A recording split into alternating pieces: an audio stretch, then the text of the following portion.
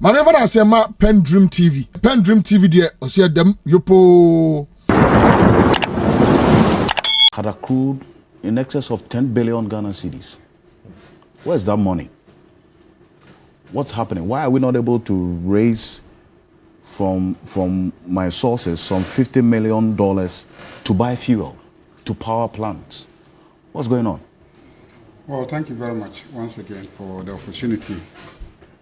I will do two things. One, I will deal with the issue of the Minister for Power, Honorable Napo, his response, because his response clearly tries to draw some parallels between the experiences that we're going through now and what he says we went through 300 times under John Dramani Mahama. It is true that under President John Dramani Mahama, we suffered considerable power outage. And that was what brought in the vocabulary of Dumsor. We're all here, we're all living here. But I don't know if Napo was in this country. The problem of power outage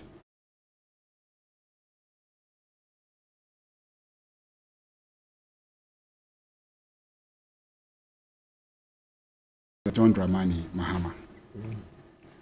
I was around, and I'm sure many of you were around. This problem started under President Kufuor.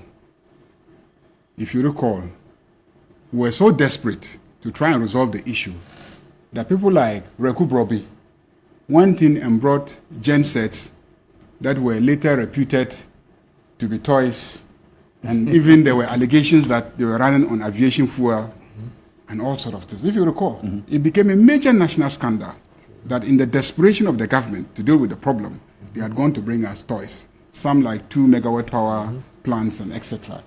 And they couldn't solve the problem. They were sitting in Tema. In fact, at that time, because our major source of supply or generation was hydro, the allegation at all times was that the Akosombo Dam and Pong dams had inadequate supply of water. And I recall that in May 2007, pastors and prophets had to assemble at Akosombo to pray to God To bring the rains. So that Akosombo will be filled. We can get power. So that we can get power. This was under J. Kufuor. Yeah. And we're suffering power outages. Yes, I remember. We just didn't call it Dumsor. And NDC was in opposition. We didn't make it such a propaganda matter.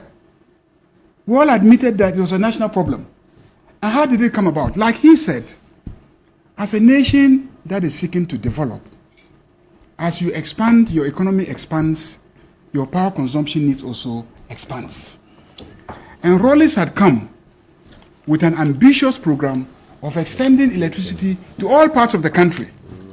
Unlike NPP, that came to the north and said no, they would rather subsidize kerosene prices because it was practically impossible to share the energy generated at Akosombo with the rest of the country and still be sustainable. I recall Professor Edibuahi, that was his major offer to the north. Rawlings said every village in the north must get electricity. So he embarked on the rural electrification program, expanding access. So as he expanded access, typical of us as a country, we failed to plan ahead. Because we had Akosombo, which was about 900 and something megawatts, 980 megawatt generation capacity.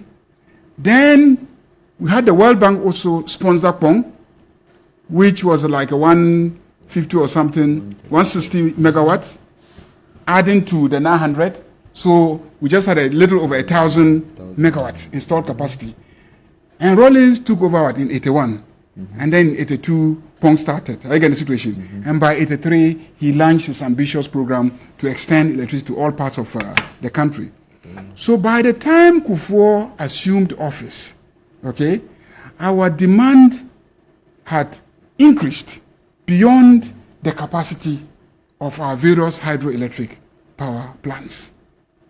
And so he quickly also sought support from the Chinese and started work on Bui.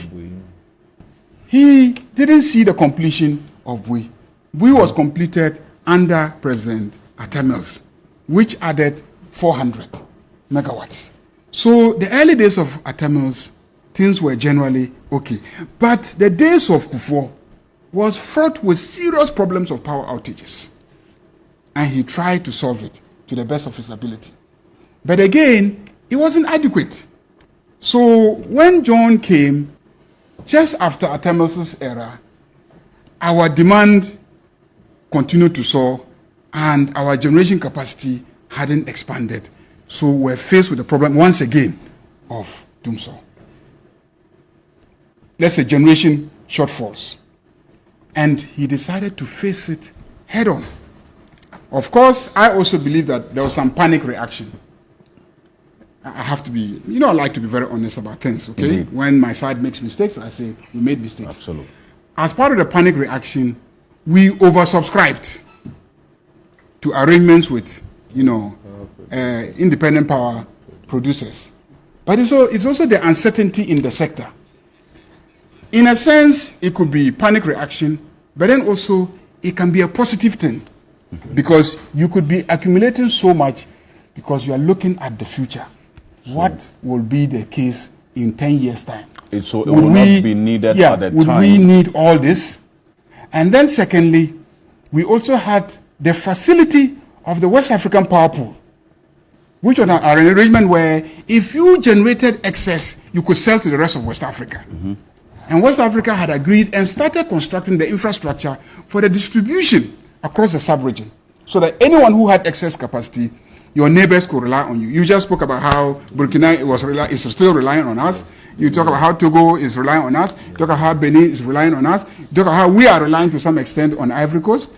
I used to be in the ECOWAS Parliament, and I go around and I see how some countries are not anywhere near where we are, and they will need such facilities as what we have the capacity to generate. So yes, you can say, oh, why did you subscribe to too much? How much is too much? Today, you just admitted that whilst today our generation capacity is about 5,000, is that okay? Yeah, Our peak is almost 4,000. That means that even what we did, we'll soon be running short. But we didn't stop there.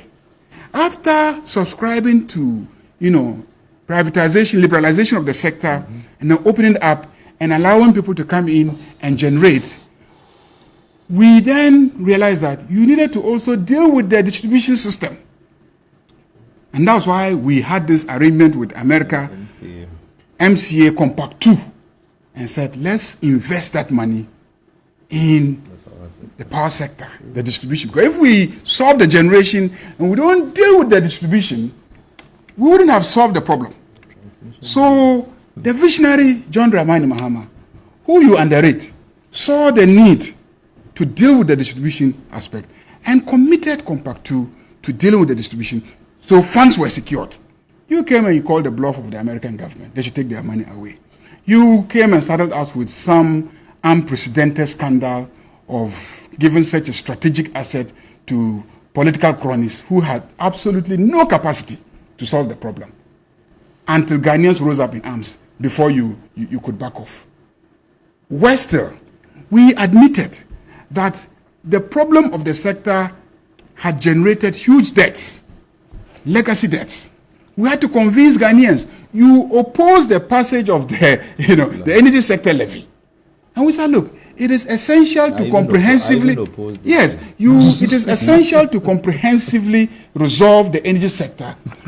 If you don't have the funding, like you're talking today, if you don't have the funding, a dedicated funding source, to deal first with the legacy debts and to create an opportunity as a backup to continue to invest in the sector until you have really cleaned up the sector where the private sector, like petroleum sector, is generating and then selling efficiently, and therefore there's full cost recovery, then you may say, okay, energy sector levy, you are no longer needed. So please, we are abolishing energy sector levy. This was strategic thinking, excellent planning, which was being well executed by President John Dramani Mahama. You came into office based on total misrepresentation to Ghanaians that he was responsible for Dumsor. We probably failed to communicate the problem to Ghanaians, but we solved the problem. Now you have come 8 years down the line, 7 years down the line, where there is no demonstrated problem of lack of national generation capacity. There's no problem. There is internally a capacity to generate as much energy as we need. What is the problem? The problem is because you have mismanaged the finances of this country. You have squandered the monies kept in the energy sector levy accounts. You have mismanaged the dollar. So because we had the arrangements with the IPPs in dollar terms, is that okay? And at that time, the dollar was around 3 to the CD. Then today, you have the dollar 13. mismanaged to the point where it's 13.5, 13.7, some of you say 13.75. And yet you are selling the energy to the consumer in CDs. When you take that money, you try to convert it into dollars to pay the producers. You have a big problem. You will have a big problem. The truth of the matter is that some of the producers have just had it to their limit. They have borrowed and borrowed and borrowed to try and keep us living with light until it has gotten to a point where it is unsustainable for them. I think under the capital for mechanism, some $43 million is supposed to be paid every month. It is, look, they just don't have the money to pay. You see, the IPPs are not talking because, like he said, they don't want to get involved in the politics. So they don't talk.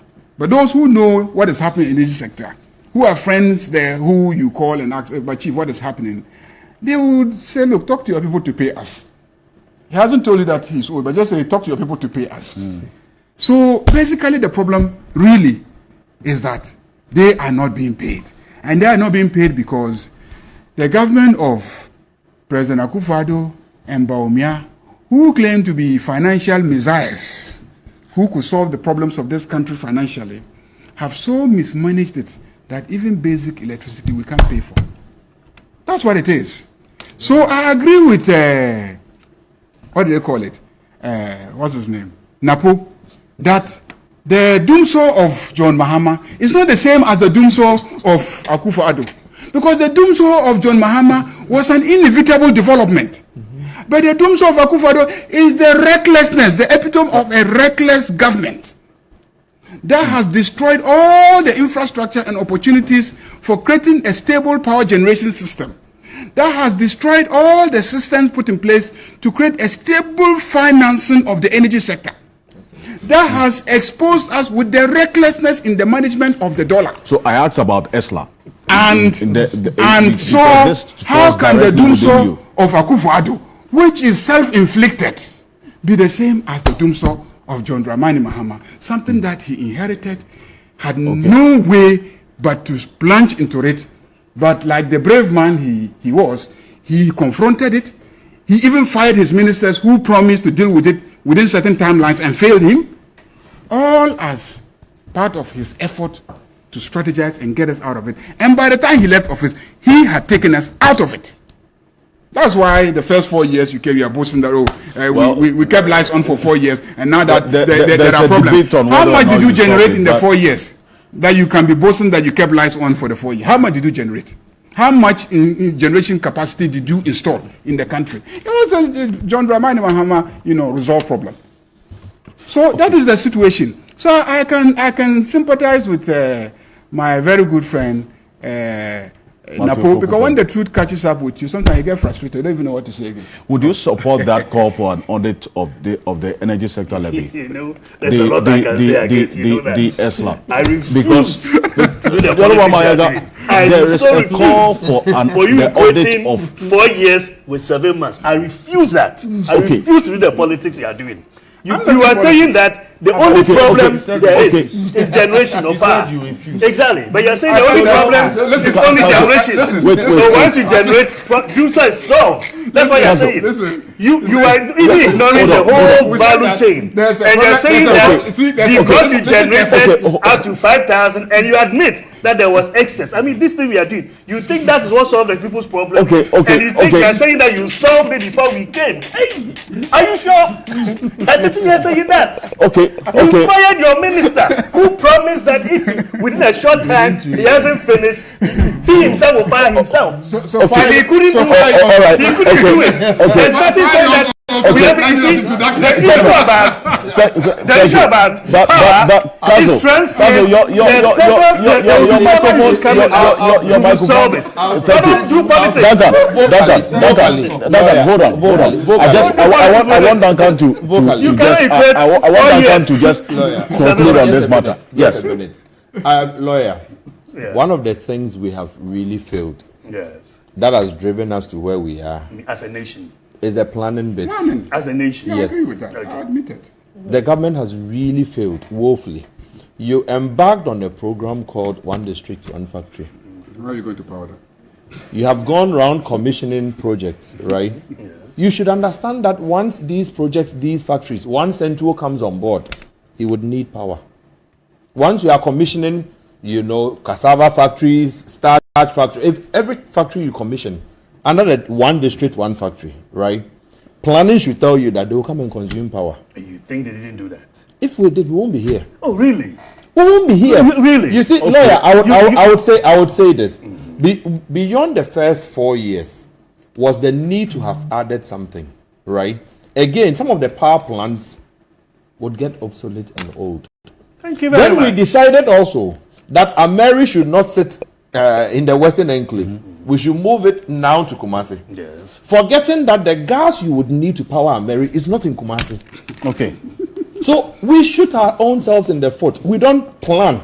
If you want, a certain booster point, right, to ensure that whatever power you are picking from the Eastern Enclave, right, towards Nkoko or something, there's a booster point that gives you a certain stable power to distribute to the northern sector, from Ashanti to Brong-Ahafo towards the northern where NETCO doesn't cover. We could have planned a lot better. Okay. But lawyer, we have failed. And so times are catching up with us. And we are making excuses. So the essential matter, so you leave, Duncan, I know you have to leave. It's a financial problem, has to be dealt with, and with proper planning. It is not only a financial problem. There's a whole chain. We have to look at the whole chain. But you, as for the technical issues, ECG has talked about it. Thank you. I'll go for a quick break. When I go for a quick break, I'll be back shortly. Stay with us. My name is PENDREAM TV. PENDREAM TV, dear, Osia Dem, Yopo.